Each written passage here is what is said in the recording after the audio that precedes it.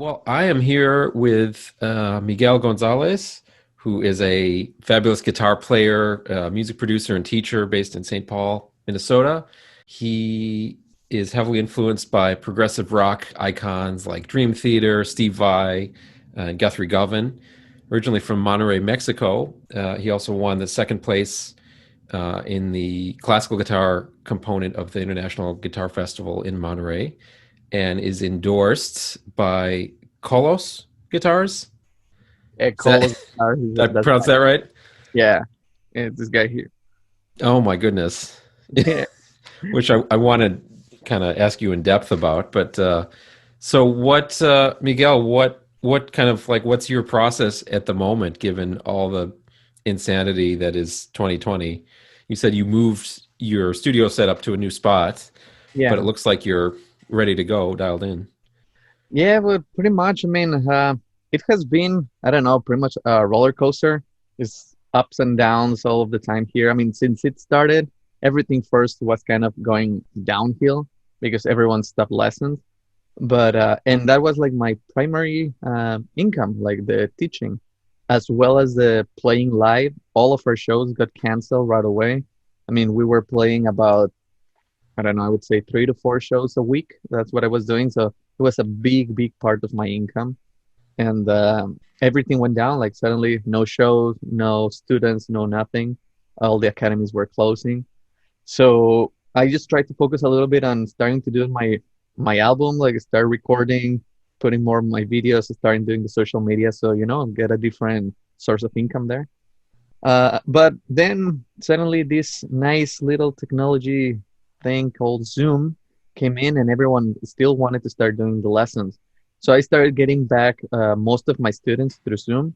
And actually, once people realize that this thing is going for like long term, it's not gonna be like something just short and then we're gonna move on and everything back to normal. They're seeing that it's long, so it's like, well, I guess we wanna keep taking lessons or start doing something now that we're locked at home. So I actually started getting more students than I ever got. Like, I would say by now, so far, a week I have about 77 students, 78 students. So it's big chunk of my time. But I mean, pretty much right now, all I'm doing is I'm doing this. I have a project still with Vladimir Garrido, who is the Mhm. leader of Alma Andina. He was also at McNally, a producer. He's from Chile. And we have a project that is called V4 Loops. So right now we only had one show, which it was in September. We went to Chicago to play it in a theater there. It was actually a pretty cool thing. The whole recording is there in YouTube. But it's just a new thing that we're doing, just kind of synchronizing loopers. We had like a bunch of loopers, a lot of stuff. So between us two, and right now we just included a drummer. But between the three of us, we're playing about 12 to 13 instruments at the same time, pretty much. So yeah, it's a fun thing. This is pretty much what I've been up to, just trying to compose more, getting new projects, getting the social media going, and teaching. Mm. And are you finding any opportunities to kind of, collaborate or improvise pseudo live over the internet? Like, are there ways to synchronize a looper on either end of the call in any Uh, meaningful way? no, so far that we haven't been able to do. We have actually been meeting for the just Vladimir and me. We meet like to practice. The good thing is that he has a studio, like which is a pretty big studio, and he's been like investing a lot of it. We have like divisions and all that he can be in one side, I can be in another side, and we actually are like making the whole thing for online performing because we're building a stage there and having everything set up, like every all of the cables and everything is already connected, so when we get there we don't have to always put everything in, take everything down. We just have it ready to go because it takes about 45 minutes to connect our equipment. So it's not ideal. But yeah, I mean, yeah, so far Hmm. through Zoom, I don't think, I mean, we haven't been able to do anything. We haven't really tried yet because we just haven't needed, but Hmm. something to look at. Now, when did you come out with the single Insomnia? That was this year, I know. Yeah, so I released it this year, early this year, I believe was May of this year. But actually, that I composed it in 2015. I had this band there with McNally students, Avery Frisk, Gemma Hayes, and Drew Stinson. Hmm. We had this band called Interalia, and it was like my project, like my life project. I was so excited about that thing that I finally got my prog rock band. But then, and I mean, we made that song like that. I did a lot of the composing and arranging. The bass solo that comes from Drew Stinson. He's the one that came up with that one.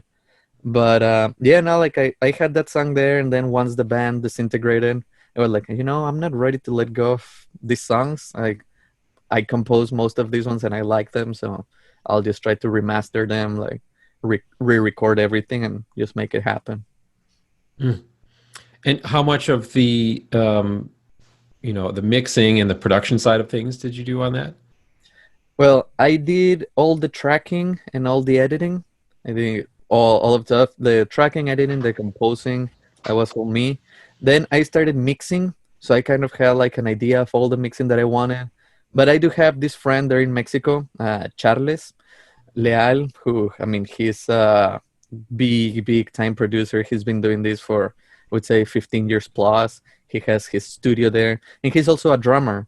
So at first I kind of had like all the drums for Insomnia done with this electric drum set, but I wanted the big sound, like the big room, the actual microphones, which he has.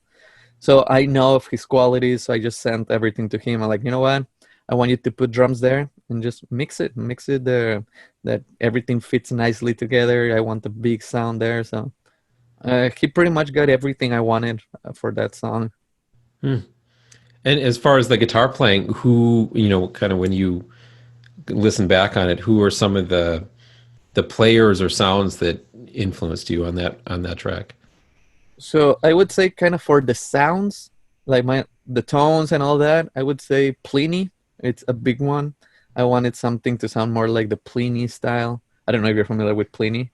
Mm-mm. Um, a guitar player from Australia. He's like this prog rock revelation, amazing guitar player. It's mainly instrumental.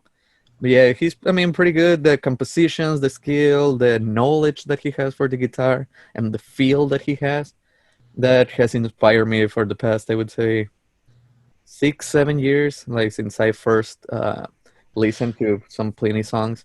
He's also a younger dude. I mean, I believe he's 28 right now. But I mean, it's amazing everything that he can do. So all the tones, all the sounds. Actually, the plugin that I use for my guitar, it's his signature from Neural DSP. It's called like the Mm. Pliny archetype. And I would say the playing kind of between him, between Guthrie Govan, you can hear some licks here and there that I got influenced just by. I really love how Guthrie Govan did those, so I was just mimicking certain stuff there, as well as Dream Theater. I mean, I can never get away from Dream Theater, even though maybe I don't listen to it as much as I used to. They are still my primary influence. Mm. That's what I grew up with. Yeah. Have you ever gotten a chance to see any of these groups or players live? All of them, actually. I was this big concert junkie. I have seen Pliny, I would say, about 4 times. I actually, I, uh, I have met him in person several times. We were hanging there at NAM. We were like there in the Strandberg booth when I was in talks with Strandberg at some point, like for a possibility of endorsement. But I didn't have the album out. I didn't even have everything composed. I didn't have a band or like a touring list. So they liked the idea of having me there. They seen my videos, but I just wasn't ready to do it. So there, like I met him. Dream Theater, I've seen them about six times as well. Pretty much every concert that they do, I'm in that tour. I just love Dream Theater. And Guthrie Govan as well. I've seen him with the Aristocrats, and I see him with Steven Wilson as well. So yeah, That's awesome. yeah. I mean, him out of the three, I only have seen clips on YouTube, of course, and recordings, and but it just seems like from interviews that he's probably the nicest, like most approachable resource on all the just Yeah. insane technique and knowledge of the guitar that he has.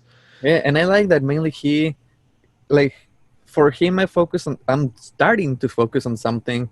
Well, I'm starting like from a few years to now, which is trying to leave a little bit behind of the technique. I mean, he never really cares about the technique. He'll say, you know what, the technique, it's always good like to have it, like to do whatever with that. He says like he tries to always be able to do things harder than they need to be done. So, for example, if you're gonna play something live, like it's just good that if you are in the fourth gear and all that is super, like technical and almost impossible, it's good to know that at least you still have a fifth gear up there that you could go if you need to. So whatever you're playing is comfortable. So that's why I focus some on technique, but lately I've been trying to focus mainly on the musicality of things, which Insomnia doesn't show it too much. Insomnia, I did receive some comments that, oh, it seems like everything is shreddy and blah, blah. But because a lot of the people only heard the solo, I'm like, well, the idea is if you listen to the whole thing and listen to the name, you get the idea of like what is an insomnia trip, like when you are trying to sleep and things are first like keeping you awake, is that moment where everything is crazy, then might be just like a big trip and it's like ups and downs. That was the idea with the whole Insomnia song, like all of the movements, which I believe I put some musicality there, but people differ. I mean, that stuff, it just depends, I guess, on taste. I But mean, it yeah. seems like that for as many comments, whatever. That's the whole rabbit hole of going Yeah. going through your comments on Facebook or Instagram and seeing half of them complain that there's not enough lyricism, and they're half saying like, oh, more shred. Yeah. And Trying also, to, like, I've been getting, like, now several times the thing that, oh, you speed your videos. Oh, that's overdub. Oh, you're faking. I'm like, you can even hear the guitar here. I'll do a live play of it. Like, but on the other hand, I do have really good friends there on the social media as well that are always jumping up for me. They were like, "No, we've seen him live. No, we studied with him. We know like what he's capable. No, I've seen him play this stuff live." So that is also the nice part. Like, even though you had like those bad comments there, I mean, you're always gonna get bad comments. You cannot please everyone. But then having all those people that jump for you, that feels pretty good. Feels pretty nice. mm-hmm. And now, who was the? You posted a video, at least in the style of a guitarist who's very prominent on Instagram Oh recently, or I yeah, don't know if it was a full piece or cover of the song, but yeah. who was No, that? that one I was actually just kind of trying his style. That was just something I came up with. But so his name is Ichika Nito. I believe he's from Japan. I just recently learned from him. A friend of mine who is from Mexico. He's a videographer, cinematographer. I mean, he's pretty good in video. Actually, he helped me with the parts of Insomnia where there is um, an actor. The part that I'm not playing, he recorded those parts there. He lives in Switzerland right now. He's like doing all cinematography there. So I just contact him and I told him, hey, I want kind of this type of scenes. Can you record that? So he did that there for me. But he told me about this guitar player, a Chicanito, and I'm like, oh, never heard of him. So he sent me a video. I check on YouTube. I'm like, wow, man, like this guy is, I've never heard that style before. I mean, for me, I don't know guitar. Like I know many types of guitar, but like all that, like different tapping and the high strings approach with open strings and like doing weird things. I was like, man, that guy's good. Like I really like it's so different but so good that he told me like, do you think you can play like that? I was like, have never tried, but I'll give an attempt. And when was that I put that video? 2 days ago, I believe, 3 days ago.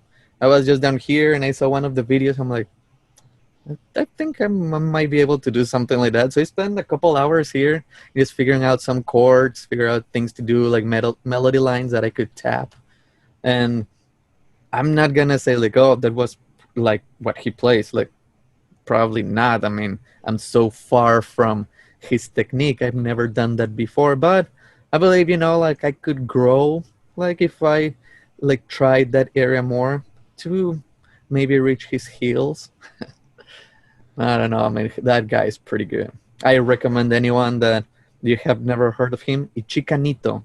Really, really good. He's like pretty much a combination of a guitar player and an influencer, like a YouTuber. His videos are really well done. Everything, like just like a GoPro or a camera there, and he edits. And he also has a personality. So yeah, I mean, he's pretty prominent guitar player. Yeah, I'm pretty sure that I have a student who is a fan of his and kind of that similar people in that sphere of like influencer, but also having a very signature kind of modern approach to the guitar and like Yeah. very prominent on Instagram.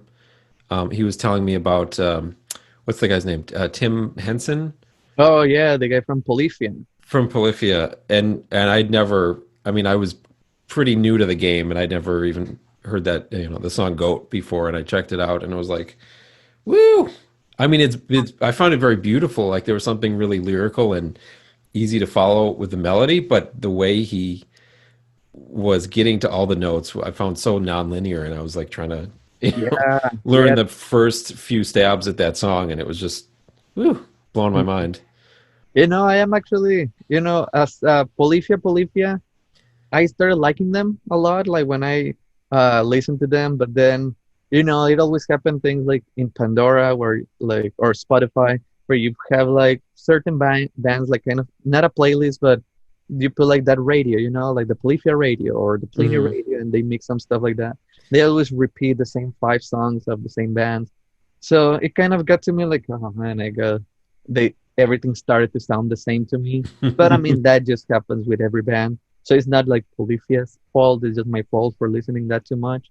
But for him as a guitar player and composer and all that, I like my respects. He's amazing. He's really, really good, talented, like knowledgeable, and approaching different ways of doing the lines, building the song, not like your typical, I don't know, cliche ways of approaching solos and intros and whatever. No, I like that. Yeah, I also found it just fascinating to see a guitar instrumental song that was resonating with, a much younger generation, Yeah. which was cool. Yeah. So how, just for the guitar nerds out there, and I think you kind of hinted at it already, Miguel, but like Yeah. if you're recording in the studio, is it 100%, nope, old school tube amp? Is it like a profile amplifier or software or some combination? Well, man, I got no. I've been like varying so much. I mean, I would say when I started, I was always like the amp guy. I was always with my Fender Deluxe 900, the first amp that I ever bought. But I don't know, like lately, since I'm here in Minnesota, I haven't owned an amp, and I got here in 2014. I was just using everything from McNally all the time. I would use their studios. I would use all the amps that they have there available. I would use everything every day so much. I just love that place. But I mean, since when I do everything on my own, I always just go straight to my interface, nothing else. I mean, I do have like a pedal board. It's a digital multi effects pedal, which is that Boss GT10. With that Hmm. one, I made most of my sounds for what I did. I would say up until 2018, 2019. I would say that's all I ever used. But then last year is when I bought the Pliny, the archetype, the Neural DSP, and I've been just tweaking that one around, like here and there, doing everything. I mean, even though it's digital, you can get such a nice sound out of it. Sometimes you can, I mean, I know you can tell if it's analog or digital, but I don't know. I find that one pretty accurate, pretty good. Like, I don't know. I really like the Neural DSP. Well, I wonder, and certainly I'm such a kind of rank beginner at electric guitar sounds at this point, because it's not the sphere that I hang out in typically. But Yeah. I imagine for the average listener too, it's going to be really difficult, or borderline impossible to kind of tell on a really quality recording, like what if it was actually an amplifier, if it was, the impulse responses from an amplifier or what these days. Yeah. I mean, yeah, for the average listener, I would say like you can't really tell. But I mean, on the guitar players, I would say not even most. I don't think most could tell. I mean, just the ones that really obsess over tone, which I believe that's one of the biggest virtues that a guitar player could have, like obsess over your tone, like really obsess and sit there for hours until you find the tone that your dream tone is gonna be someone else's dream tone. Like really obsess and not just go to any preset or put some distortion here or some clean there. Like now, like really dig into the tone and like spend if you're several hours to find the right tone. But I would say those ones, yeah, I mean, they for sure would be able to tell. I mean, I believe I like to pay attention to tones, but a lot of the times I cannot tell. Like if I hear someone playing through an XFX and they can tweak it around enough, I would say, oh, I didn't even know that it was the digital sound of the XFX effects, or if that was coming just straight through the amp, or what it was like. I'm wondering if for somebody like you, maybe at this point it's more of the feel and the attack that you might notice, like playing your guitar through the rig. Yeah, I would say yeah. I mean, I don't know. Yeah, the feel. I would say I mean, maybe it's getting harder and harder to tell, or the flip side is like maybe the ideas matter. Like if you have a really good sound, whatever that's come from, and you can articulate those ideas well, that's going to come through. yeah. I mean, there's always that saying that people say. I mean, the tone and all that, like the good tone is coming from the guitar player's hand. And you know what? Yes, yes, it does until a certain point. Because I mean, you can put David Gilmour to play, 5 notes, and then you can put I don't know. I mean, I don't want to bring any guitar player down, but you can put a Miguel and play those same 5 notes with the exact same guitar, with the same exact same tone that he had. Like you're passing the guitars, and it's not gonna sound the same.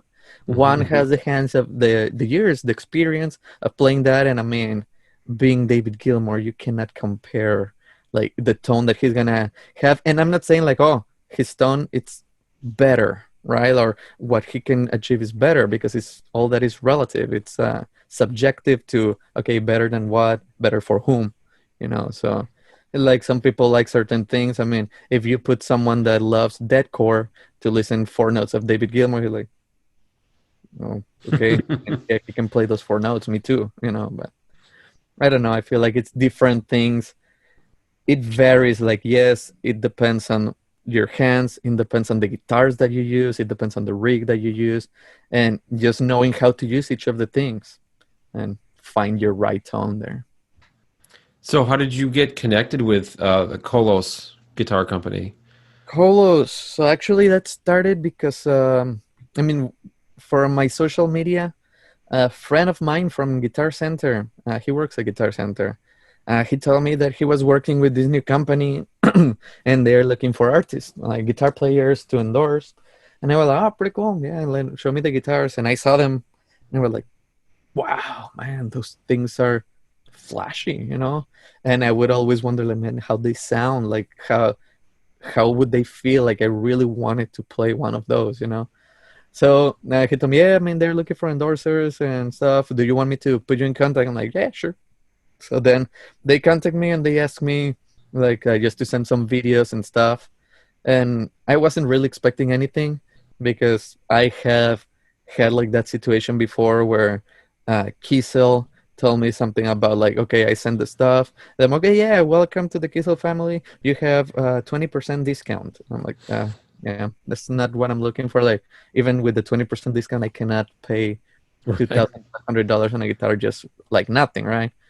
And then that happened with another couple of guitar companies, and I was expecting the same from this one. So I sent the videos, and then he told me, "Well, welcome to the family. We're sending your guitar tomorrow." I'm like, "Oh, whoa!" That was, and they didn't even tell me which guitar or anything. Actually, from all of the ones that I have seen them, I have never saw that one before. When I open, it, I'm like, "That's gold! Like that's a golden guitar." I mean, you can I don't know, with the light you can appreciate it that much, but Yeah, there is a lot going on there that is non. It is Yeah, not your typical off the rack solid body. I Or I'm know. assuming it's a solid body. I don't know if it is It is not chambered a or solid. anything. It is completely hollow. So it is pretty much it's aluminum, and all of this is hollow. So it's just two pieces. They are pretty much just screwed together. You have like some screws here and there. So it's just two pieces screwed together, put there, and that's it. And the neck. And the Dang. resonance of this thing is huge. I mean, without being connected, I mean, for the fact of being aluminum, being hollow, all that, the resonance is just incredible. Oh, there goes the microphone. What? So yeah, I had assumed that they were. I mean, that they were just painted metallic gold or silver or whatever. I Yeah. didn't know that they were made out of aluminum. Yeah, no, so they are like an aluminum alliation that they, found out that they made. It's all pretty much like how to say, like sometimes I miss my words in English, but like trademark or signature of them, like this is like their Mm-hmm. own thing. And now they actually just I received the message yesterday that they sent me another guitar. So they sent me like the tracking. This one is their new model, which now it's still like the aluminums, it's their main thing, but now they've been working for since the beginning of the pandemic in the necks, and they're doing this carbon fiber thing. So he actually showed me videos. He told me like, okay, look at this. Which guitar can do this? He takes the neck apart, the carbon fiber, throws it, hits it. It doesn't break, nothing. Put it back and completely like measure, nothing bent. It like just stays perfect. So I'm super excited to try that new one. And that one is silver. So nice contrast between a gold one and a silver one. Wow. And Yeah. are the fret markers are they purely decorative? Is that come in handy for like if you're teaching a lesson and somebody can see Uh, easily where you are on the neck or Funny enough, they do come handy, and they are luminlays. So if you shut off the lights, they glow in the dark, which is pretty cool. And I mean, you also have like the side dots here, which they are also luminlay. I don't think you can see them there. But mm-hmm. they come handy, when you're in a show sometimes and lights go off and you can see the markers there, so you know exactly where everything is. Which I mean, I know I've been playing guitar for 23 years. I shouldn't even look at the guitar. I should know where everything is. You know what? Yes, I do. But sometimes it's still like nice to be able to see where the heck you are. You don't want Mm-hmm. to risk it to go there and, oh, he wasn't there. So, but Wow. That's exciting. So there is a guitar in transit somewhere in the world that is heading to your yeah, house. um, That's exciting. yeah, And yeah. where are they based in Germany or where are they?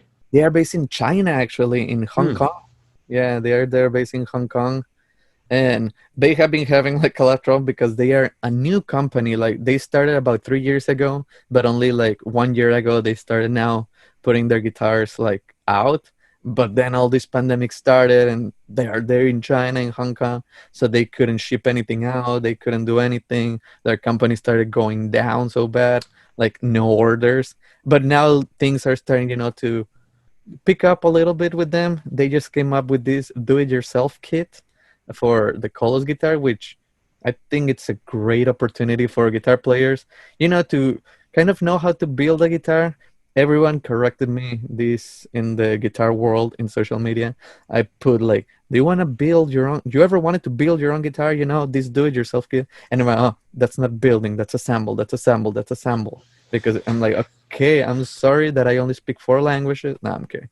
But I'm gonna tell, okay, do you wanna? It's a good way to start, like to assemble your first guitar, see all of the parts, see what it requires, and for really cheap, it's about $299 for one of those do-it-yourself kit, and you end up with a about $800-900 quality guitar. You So said you're it's about saving $300 or so? $299 for and shipping included. So Wow. you don't have to even pay for shipping anymore. And if you order through me, there's still a 15% discount. Huh. I feel like there's no excuse. I should I know, hang right? up and order from you after this. They are pretty cool. I mean, yeah, they're the aluminum. They are pretty straightforward, like how to assemble it. There is no way to go wrong with that. And they have, so far we only have four colors. It's they have blue, pink, black, and white, which I have to say the pink looks killer. Looks super cool. But and yeah, they also come with the carbon fiber neck, I believe now. So I'm not Wow. sure if they have the carbon fiber or the wood neck, but pretty good guitars. I have recommended to some of my students that they're gonna buy their like an electric guitar. I'm like, you know what? This one would be a cheap way, then also give you like a cool activity to do. You know, like you're gonna build or assemble the whole thing, right? Not build, but yeah.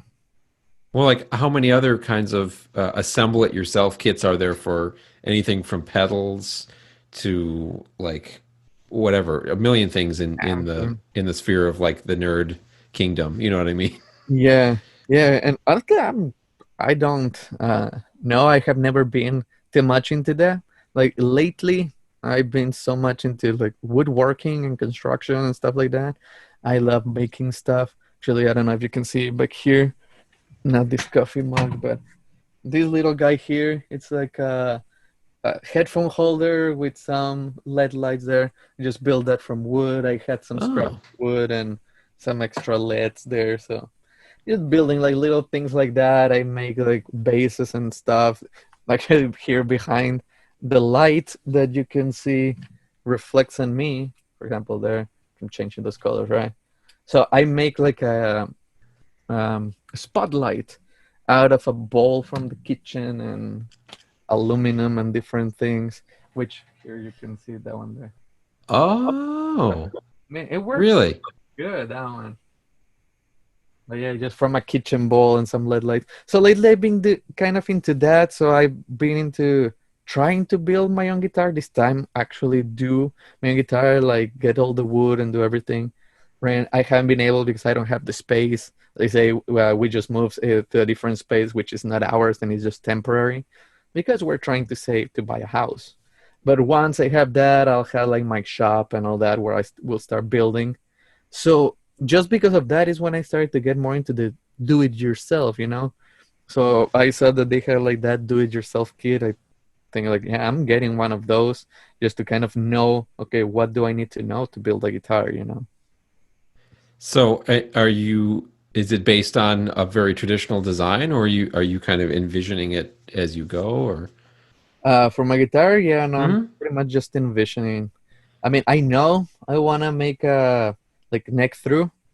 I don't think I can do a whole one piece, but like at least a neck through. I don't want it bolt in. I just had the opportunity to play a few neck throughs like throughout my life. I have never been like a owner of many guitars. Actually, for about 12 years, I had the same guitar, and that's the guitar that I use all the time until I got that Coloss early this year. And then I got this Coloss, and then I bought this Music Man, and then I know, all right, this is like the pretty one too. Can we go back to how many extra strings there are in that one? Is that a seven string? This is a seven string, so we Yeah. have a lower string, Wow. J15. Also, I would say, I mean, I love my Coloss guitar, you know, they're great.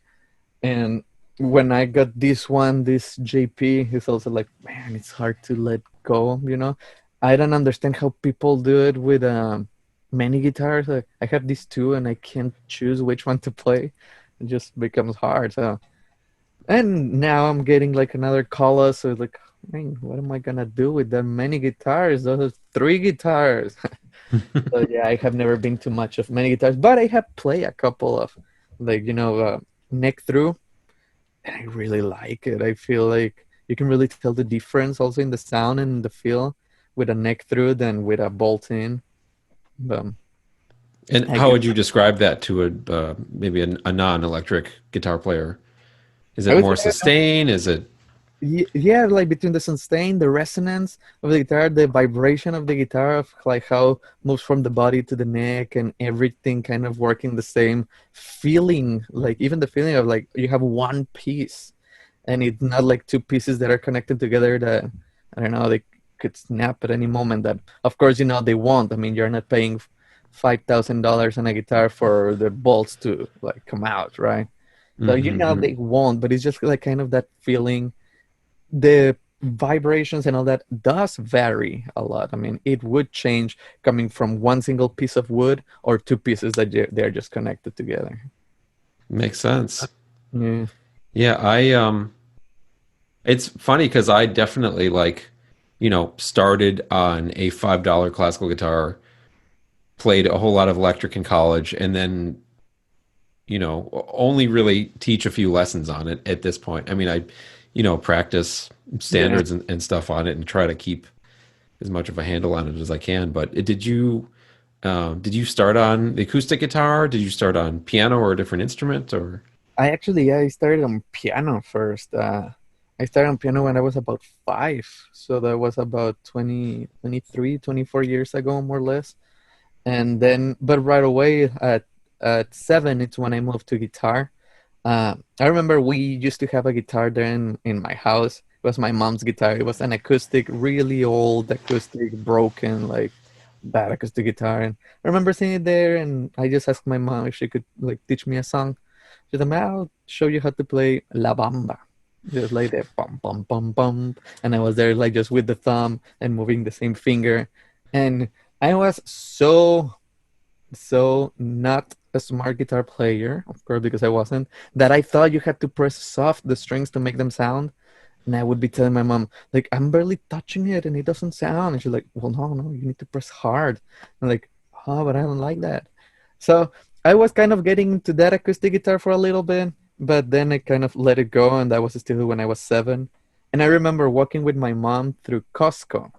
We saw one of those cheap guitars that come with a like in the bundle with an amplifier, a gig bag, and like 4 picks or something.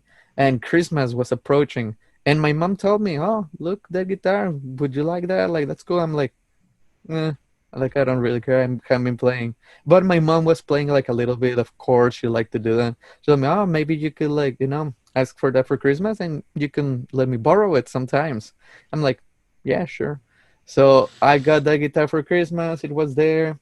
It was just in a stand, and I never really played. And at one time, I just walked to it and I strummed the strings, and I liked the sound.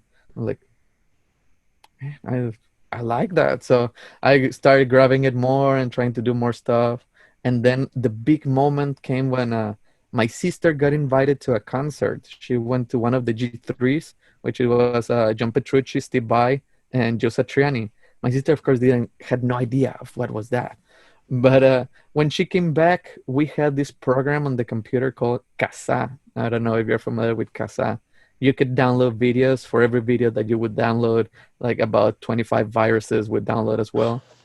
And so I remember my sister downloaded this video of John Petrucci, the Glasgow playing Glasgow keys. And I remember I saw that and I was like, I want to do that. Like that's what I want to do. I want to play like that, and I want to do this for like, I want to do that. So I believe that starting with the electric like that and having the my first influence being John Petrucci and really trying to learn that Glasgow keys, which didn't turn out good. I mean, I was 7, I had never played before, and I'm trying to learn Glasgow keys. But I kind of got that intro that so I believe that kind of started like pushing me kind of quicker. And then as I started growing older, I believe I was 12, and I was playing like pretty seriously the guitar. My mom told me, you know what, if you want to do this, you should take classes, but I want you to take classical guitar. And I was all against that. I was, this rock kid with his electric guitar, and I'm 12 and I'm playing solos, and I play Guns N' Roses and Metallica, and I'm already having my band here. And my mom tells me to study classical guitar. And I had this acoustic guitar, I would say about $70 acoustic guitar, Yamaha, pretty, actually, funny enough, it's not bad. I still have it here. It's comfortable to play, but the sound is awful. But I got to that conservatory, and they say, like, no, you have to make an audition if you want to make it here. And you need to know already, like, finger picking and classical and a lot of stuff. And I had no idea of anything of that. So my mom hired this instructor that he was already in the conservatory. He was in 5th year there. And he was coming to my house just to show me like 1 hour lessons each week. And then it became more intense because that was for about 2 months. But the last month he was actually coming 3 times a week because he was giving me like 2 classes of music theory and then 1 class of classical guitar, so I could pass the audition. And I auditioned, and I made it.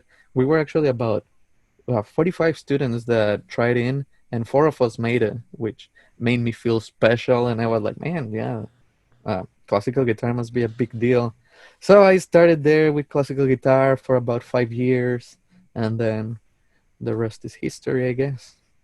And is this kind of the equivalent of like a high school level music school, or Uh, how old are so you at this time? I was 12 when I joined that classical conservatory. You could like, yeah, the youngest you could be is 12, because you're supposed to do those 4 years. Actually, not 13 is the younger that you could be, but I was about to turn 13. But you're supposed to do those 4 years first, and then the next 4 years are the college level. So I did the first 4 years, which they require for everyone, unless you can test out like everything else. But so you start like kind of like the 4 first years of training, like all your skills, knowing everything, and then the next 4 years are like the all college level stuff. So for that, I only did 1 year of that college level, because that's when I started actually also college there in Mexico. So I did like a variety of degrees, many different things. I actually started with mechanical electrical engineering. So nothing to do with music. I just wanted to make some money so I could pay for my music. So I started with that. I did a few semesters. Then I switched to music production and engineering in the same university. And then I switched to a different university to music composition focused on film score, which I did another 2 years there. Then I came to McNally and I did a double major with uh, guitar performance and music composition focused on film score with a minor in production. But then I had 1 class before graduation and the school closed. So I didn't graduate with all of those degrees. But then I went to Augsburg and did my classical guitar performance. I finished there. So So does that mean you were able to retain the two degrees that you were working towards, or did you just purely have the credits and you had to like I had the more or credit. less apply to a different degree? Yeah, I had the credits. And I mean, the guitar performance, it was the contemporary guitar performance from McNally. It wasn't, the classical guitar performance, even though I took a lot of classical there with Eva Benecke, Hmm. the German guitar player, and she's a beast, I would say. My private lessons with her and being like in the classical guitar ensemble, man, I feel like that gave my boost in my classical guitar playing. Also in the like, electric guitar, I mean, I don't know, I feel like every time once I play a classical piece or practice classical and then grab the electric, like the electric goes flying, man. But no, I wasn't able to retain those degrees. I just transferred credits and I graduated as a classical guitar player. Gotcha. Yeah. No, I know there was a lot of, I mean, uh, um, how should I say it? Like a lot of very justified, controversy around McNally closing, and so I don't know how much you want to get into it, but was it a surprise at that point that the school suddenly closed, or did you kind of was there kind of the sense in the air that Yeah. things weren't So going so well for them? the slightest thing that I knew, I mean, I was working in admissions as like I was like a student worker there in admissions, and I kind of heard something, but like that, like some people knew since about 2012, 2014, that it was imminent that the school was gonna close at some point. And then I remember also by working there in admissions, they were doing these fundraisers, like to try to save the school, and there were people donating money and giving a lot. It was, and we were doing like how do you call those? Uh, where where you had like products, and then you start, okay, who gives like $10 or who gives what, like Like almost like an auction or something. auction. Yeah, there was like kind of like an auction thing that was going on there. So I know like all of that was kind of to try to save McNally. So I kind of had an idea, but I thought it was gonna be like 5 years, a little more, because also like the amount of students that we were having each semester was more. Like we were having more and more students. I thought, this. just going good. But no, when they gave me the news, which I remember it was in an ensemble. I was like in the rehearsal of an ensemble, and it was CDE, the ensemble, I believe that was the name. Hmm. And one of the instructors came and told the teacher that that was happening. So then they came both and told us, everyone, that school is closing. And I'm like, oh, what do you mean? Like, when? We have like a week before, the semester is over. And they're like, it's closing. But luckily, Augsburg people, they were amazing. They helped me so much. They told me, now we'll transfer everything. They knew me. I actually, when we did like the school fairs, so all the students could do stuff, I was helping them set up. I was helping all of the schools to do everything. So the Oxford people kind of recognized me, but they were like, no, we'll help you. We transfer everything. You need a job here. You can also work at admissions here. I'm like, all right, nice. So yeah, they were my Wow. my saviors. That's so lucky. I Yeah. mean, that's so good because what a devastating situation, not only for the professors who are suddenly out of full-time employment, but like people, students who are here on a visa, like, Yeah. and then a week before the semester ends. That's, ugh. Yeah. Yeah, So I remember Adam Meckler talking about that, and from his perspective of this was his full-time gig, to help yeah. afford a house and to feed his family, but obviously he didn't have to deal with a visa in the midst of that. Yeah, no, I mean, it's different situations. Luckily, I also like had the support from my family and my fiance as well, like works. So we kind of had like some support there. We were able just to get by, and I just decided, like, I cannot just stay like cross my arms. Oh, okay, this happens. So everything's done. Like, I had like a couple of weeks. It's like call schools, call everything, transfer, do everything that you can, and that's how I at the end found Augsburg, and they helped me. And it was also, well, yeah, we can. Right now, it's open like the registration for summer semester. I'm like, no, I need to start now. I need to start in the spring. Like, we cannot do it. It's like in 1 week opens. I'm like, I need to. Like, they were, okay, we'll see what we can do. And you start pushing and pushing, and they let me in that spring semester. So it wasn't that bad at the end. I just did one extra year of college, Hmm, more than I should have, but gotcha. I did And like college. who did Ava teach at Augsburg as well, or who was teaching classical guitar over there?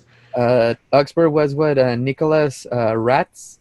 He Hmm. used to play in the Minnesota Guitar Quartet. Yeah, yeah, I was there with him. I also tried there in the University of Minnesota. Actually, like I was trying with uh oh man, Maya, Oh yeah, yeah. yeah, yeah, which also really nice. And she tried to help me, but because of the system that they had there, they couldn't transfer my credits because of the type of credits that McNally were or something. I don't remember exactly how it was, but like, I mean, yeah, we want to help you, and like there's scholarships and all that, but you have to start from zero. I'm like, Oh, there's no way I'm gonna do. Like, I already did about 8 to 9 years of college. I'm not gonna do another 4 just to have one degree that I didn't even pursue. So hmm. Well, I'm yeah, so glad to hear that turned out for the better, through a lot of hard work by you yeah. and people at Augsburg. And what as far as where you're at right now, Miguel, like what are a couple of the projects that either were put on hold because of the pandemic, or just things you're really looking forward to doing after we can theoretically meet in person again when Yeah. it's safe to do so. Um, well, I would say, I mean, I was excited because I kind of formed my band, which was like my project, my solo project, which there's where Insomnia comes. At the end, I just composed everything on my own. But I was kind of forming this band, and I was excited. Like, at first, I was gonna keep it as my solo project. Then, well, you know what? No, it's not gonna be my solo. I'm just gonna put all of my songs to the band, and I was excited about that. But then, with all of this, all that stopped, and I didn't really want it to just leave it on hold. So that's why I started just working on Insomnia on my own. And now some of the other songs, I'm starting to work with some people, like some drummers here, some piano players, keyboard players, that I start sending stuff so they can record for it at least and compose some of the stuff too as well. But yeah, I mean, I was super excited for my solo project. I have this band called Alma Andina, which we play Latin music, salsa, cumbia, stuff like that. And I mean, we had pretty much a full schedule for the year, but everything got canceled. So like, I was never a fan of cumbia or salsa before. Actually, if you knew me before I came to Minnesota, I hated cumbia and salsa. And when I told my family that I joined a cumbia salsa band, they laugh at me. They're like, not like you were so metal and you would never play that stuff.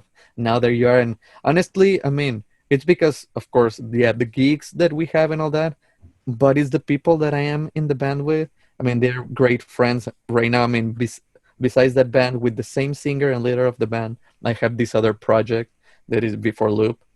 Uh, but I mean, I really have a lot of fun. Like even just going to rehearse with them and going to the shows. We always play soccer at the end of every rehearsal, or at the end of every show, or before each show. We just like always have a soccer ball and kicking it there. So I don't know. I enjoy a lot being with that band. Hmm. Yeah, Yeah, I mean, as much as, the technology is great to have, and it's as far as latency, it's pretty quick for teaching and everything. I just don't know that the physics of it are there, then it's fast enough to play music live over the internet. But I'm yeah, sure somebody's going to figure it out eventually, you know. yeah. Hopefully, I mean, yeah, I guess I don't know because I feel like with the wireless stuff, there's always gonna be that latency. But you know what? I mean, whenever you're recording on the computer, you have that latency as well, which you can get used to that. I mean, Hmm. it's a matter of getting used to the amount of latency that you use. But of course, right now through Zoom, it is excessive that latency. Unless we'll find a way to hardwire each other, like each house. But I'm sure you're familiar with Jacob Collier and his madness, the music he makes, and Jacob the, Collier, the type of sounds singer he familiar, but is. I'm not sure. It's hard to describe him. I mean, well, number one, he plays every instrument on earth. Number two, he's a songwriter in this very kind of like global neo soul kind of gospel backbeat kind of thing. It's hard to describe, but I mean, he's an amazing musician. Okay. And he was, I think he was talking in an interview that he had figured out how approximately how to compensate mentally for the latency so that he could jam with like I With don't know, other it was what's his name from I forget what, but anyway, but he was like jamming with somebody over Instagram Live, and anybody else who had made that claim, I would not have believed it. But given what a musician and what a timekeeper this guy is, I was like, oh, okay, I could have ventured that. yeah, yeah, Um, but something. go ahead. No, no. I mean, it was kind of with the topic, but finish your idea. Yeah, I've been interested because I bought a couple pieces of gear here. One of which is just a small drum machine Uh, pedal where you can trigger the sounds with your guitar. Um, which is great for somebody like me who's too much of an idiot to operate an actual drum machine. But the other, which is this, well, it's basically a bit crusher, but there's a knob on there that's random or pseudo random. So it kind of causes the drum loops to glitch in very unexpected ways, which is kind of, I feel like that's going to partially get me through this winter in terms of rehearsing, or not being able to rehearse with a drummer or a Yeah, percussionist or something like that, just to keep the kind of reactive improv chops up, yeah, yeah. No, I, because I'm I thinking about totally that. get what you mean because for something similar, like not to the pandemic, but like the situation of not playing with people, that's kind of why I started with looping. Like, usually, a normal kid, a normal guitar player goes and asks, like, there's a talent show, right, at your school.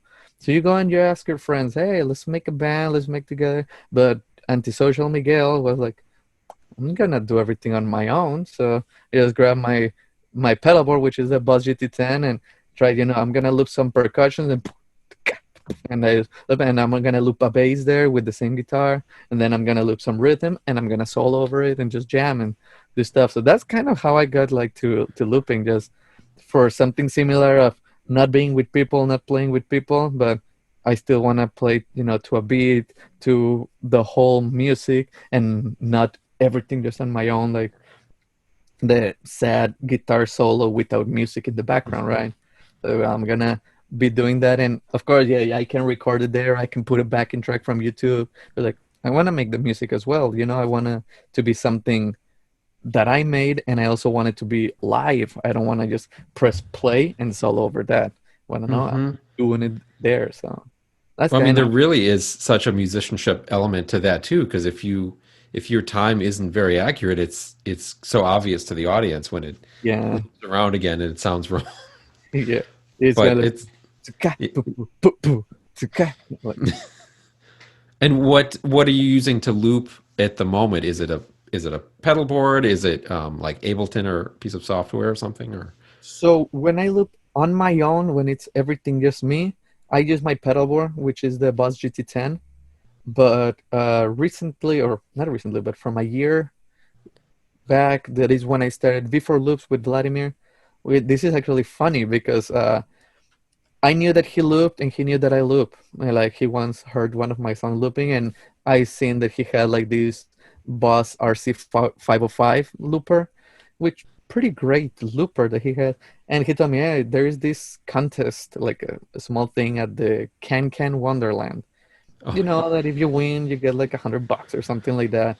Let's play. I'm like, what are we gonna do? I don't know. You loop something, or like you have a looping song, right? Yeah. Okay. Instead of going to your pedal, put it on my pedal. I'll loop that stuff. I'm like, okay. And then let's solo. And he plays flutes and like zampoñas, which are like pan flutes and stuff. He's amazing at all of those, like, and like a triple flute he plays there. So I just started doing that. He solos and I'm soloing. We're soloing. We won. They were like, "Oh crap, man! Like this is cool. We can do that." So we just started like acquiring gear and finding ways to do it. So then, in my laptop, which is there, I got main stage. I had main stage for the longest time, which is pretty much like Logic Pro but for live. So it's like your software, your DAW, but it's for live uses as Ableton Live kind of. So you can have like your guitar sounds there, or you can have your synth sounds there, or you can have any sounds that you want.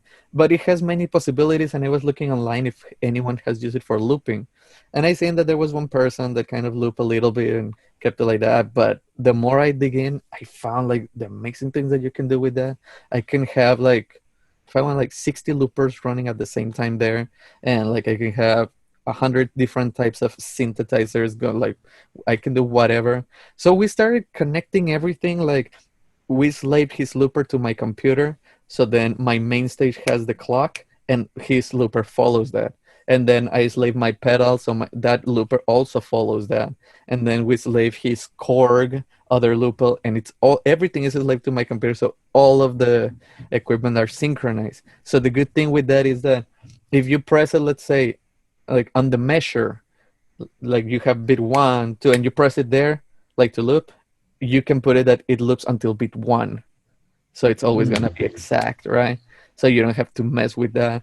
So we started making it more like that, a little more automatic, but then now we're trying to do progressive with that stuff. Like how can we do progressive if you are looping and it's 4/4 or 5/4? Like it's gonna be always like that.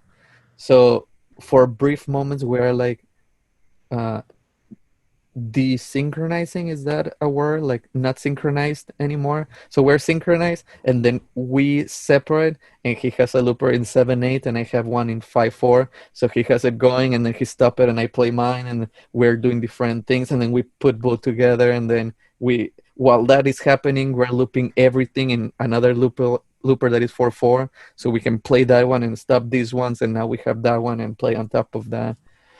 It's such a mess what we're doing, but it's happening. It's that's an happening. amazing mess, though. Yeah, I mean it is hard, and we've been struggling so much with a lot of different sounds. Uh, we are to the point where when we play live, he has the whole QU32 mixer there on stage with him because everything is being connected there because we're we started like a two-person band and so far we use about 65 to 70 cables to connect everything. So we each have like our microphones here and I'm like with my guitar and I bring the MIDI controller and I have the laptop there and I have the interface there, which now I need to get a different interface for the amount of outputs that I need. So yeah, My it's a mess. goodness. Like if someone asks me, yeah, what do you do in your project? It's like a lot. I'm not exactly sure anymore. So I was going to ask too, are there um, are any recording projects or any other things that we didn't get a chance to talk to that you're planning on in the next year or so? um so I guess I mean it's no mainly these two, which is like my solo project and V4 Loops. Those are the main ones that I mean I've been saying since 2015, oh, I'm gonna release my album this summer. Well, it has been delayed for almost 6 years now. But I mean still working on it, still hopeful that I will finish it before I'm 40. But yeah, these are the two main things that I'm working. I see a lot of future in Before Loops, mainly because it's something that I have never seen anyone else doing before. I have done my research, and all the loopers I have seen, they are individuals. No one works looping together, and then besides looping together, all the things that we're doing and all the different instruments that we play, and the combination of music that we're doing, which is my influence from progressive rock and his influence from Latin music and bringing salsa and all the folkloric instruments, and I have all the digital stuff with the crazy solos. I believe it's kind of like a pretty interesting mixture. And on top of that, for some reason, none of us listens to this music, but we started combining electronic music. So we had like danceable beats there as well. That's awesome. Where can people go to find you guys online? So you can find us on Facebook, on social media as V4 Loops. So like literally a V, a four, and the word loops, and it's all together. V4 Loops. We haven't been putting so much there. I mean, at some point we were putting like a lot of pictures, a couple of videos here and there. But there is one link in Facebook, like it's gonna be like pinned to the top. That is a link for a YouTube video, which is our live show that we just had in Chicago this past September, and it was like kind of our first, not our first show, like it was like our third show, but our first mini tour together, like travel to Chicago to do this stuff, and we were even to the day before we went there to Chicago, we changed the setup as again, like we changed connections, which we had some problems while we were playing there. We had to actually repeat one song, like start over, but the good thing that it was online, so they just cut that part and they just put like the full song there. Perfect. But yeah, I mean, And there like in that link you can find. We only play 3 songs because our songs are also a little long. Just because since we are looping everything, it's not like everyone that just starts right away everything. You have to be looping little by little. But yeah. very nice. And where can people find your other music and your the lessons that you give online? Yeah, so for my music, it's every social media. I am as MGZZ Music. That's how you can find me everywhere. Not Twitter. I don't do Twitter stuff. And for my lessons, any social media, you can send me a message there. And I'm a pretty packed right now, but I do know I have like a couple 30-minute spots here and there. And whenever like a student's free, I open the calendar there. So you can just ask me for available times. I've been doing this for about 13 years. I believe I might have a little bit of experience teaching. Believe I can show you how to play La Bamba as well as I can. Perfect. Well, I'll put links, all the appropriate links in the video. And Perfect. Miguel, thanks so much for sitting down and taking the time out of your day to chat. This was super fun. Of course. Thank you for having me. Thank you for everything. I may be contacting you about one of those Coloss guitar kits too. Yeah. I'll certainly be doing a lot of research on my phone today if I have a I know, spare anytime. moment. And I mean, any questions that you have about those guitars, I have pictures, I have the specs and everything, so I can send them to you. Mm. If they had a nylon string version, I would be buying it right now. Yeah, But I would. even then, They do some acoustic guitars, but yeah, they are just like the wood guitars. I have never tried any of their acoustic. gotcha. Awesome. Well, Miguel, thanks so much, and take it easy. We'll be hearing from you. Thank you. Yeah, keep seeing you.